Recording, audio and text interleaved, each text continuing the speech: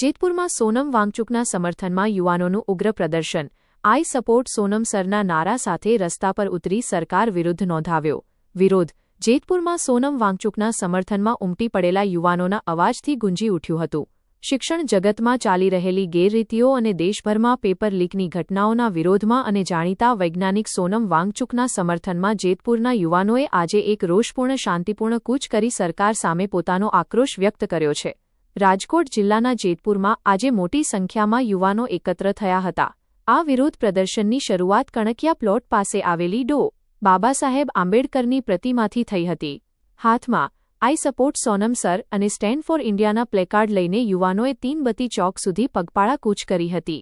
આ વિરોધનું મુખ્ય કારણ દેશમાં વારંવાર બનતી પેપર લીકની ઘટનાઓ છે, જેના કારણે લાખો વિદ્યાર્થીઓનું ભવિષ્ય જોખમમાં મુકાયું છે। સ્થાનિક યુવાનોએ જણાવ્યું હતું કે આ શિક્ષણ જગતમાં ચાલી રહેલી ગેરરીતિઓ અને પેપર લીક જેવી ઘટનાઓ અત્યંત ગંભીર છે, જેમાં અનેક નિર્દોષ વિદ્યાર્થીઓએ જીવ ગુમાવ્યા છે। આ આંદોલનના મુખ્ય વૈજ્ઞાનિક સોનમ વાંગચુક, જેઓ છેલ્લા 20 દિવસથી ઉપવાસ પર બેઠા હતા। પ્રદર્શનકારીઓએ આક્ષેપ કર્યો છે કે સરકારે તેમના અવાજને દબાવવાનો પ્રયાસ કર્યો છે અને સિવિલ ડ્રેસમાં પોલીસ મોકલીને તેમને ત્યાંથી હટાવવાની કોશિશ કરી છે। આ ઘટનાથી યુવાનોમાં ભારે રોષ જોવા મળ્યો હતો। આ આંદોલન હવે સમગ્ર દેશમાં એક ચર્ચાનો વિષય બન્યું છે। જેતપુરના યુવાનોએ સ્પષ્ટ કર્યું છે કે જ્યાં સુધી સરકાર આ બાબતે ગંભીર પગલાં નહીં લે અને વિદ્યાર્થીઓના ભવિષ્યને સુરક્ષિત નહીં કરે, ત્યાં સુધી આ આંદોલન ચાલુ રહેશે। આજે યોજાયેલી આ કૂચમાં યુવાનોએ મોટી સંખ્યામાં જોડાઈને સોનમ વાંગચુકને પોતાનું સંપૂર્ણ સમર્થન જાહેર કર્યું હતું। દેશમાં પેપર લીકની ઘટનાઓ સામાન્ય બની ગઈ છે, જે શિક્ષણ વ્યવસ્થા પર મોટો પ્રશ્ન છે। સોનમ વાંગચુક સર આપણા યુવાનોના અવાજ બનીને લડી રહ્યા છે, ત્યારે અમે તેમની પડખે ઊભા છીએ।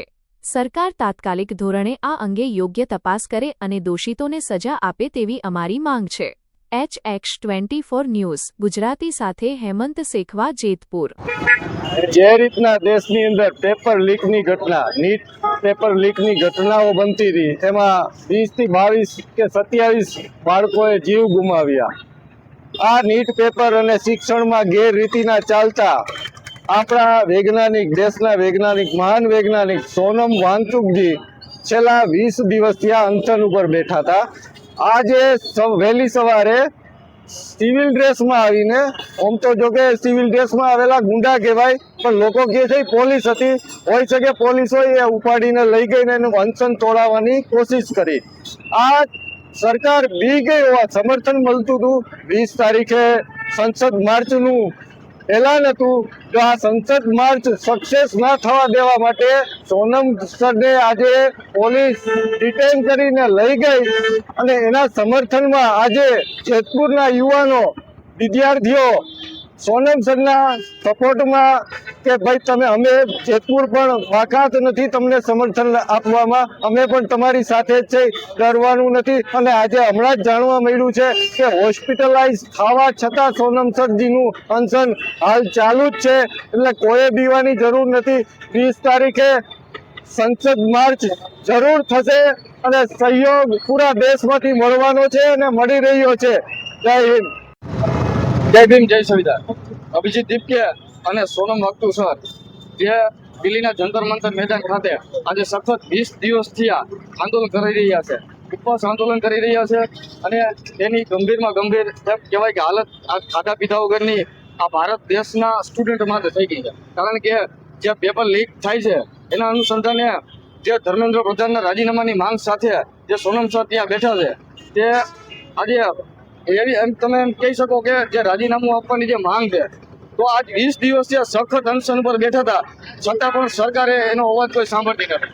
અને આ 20 તારીખે, આજે 19 તારીખ છે, કાલે 20 તારીખે જ્યારે એને જંતર મંતર મેદાનેથી દિલ્હી જવાનું હતું, દિલ્હીથી સાંસદ જવાનું હતું, બરોબર, જ્યાં ધરણા પ્રદર્શન કરવા, તો એ માંગ જેવી ઉઠી એ પ્રમાણે સીધા જ આવી અને પોલીસવાળા ડૉક્ટરના ભેસમાં આવી અને ચાદરો ભેગી લઈને આવ્યા અને સોનમ સરને આડી ક્રોસિંગ કરી અને એને ડગેથી ઉપાડીને વયા ગયા। ટૂંકમાં આ પોલીસ છે કે લૂંટેરા છે કે ડાકુ છે એ કાંઈ ખબર પડતી નથી। એટલે એના અનુસંધાને, એના સપોર્ટમાં અમે જેતપુર શહેર તાલુકાના જે યુવાનો, સ્ટુડન્ટ મિત્રો સૌ બધા ભેગા મળી અને અમે જેતપુરની અંદર એક આ વિરોધ પ્રદર્શન કરીને સરકારને કહેવા માંગીએ છીએ કે તમારી તાનાશાહી હવે એમ કહેવાય કે ભારત દેશમાં નહીં હાલે.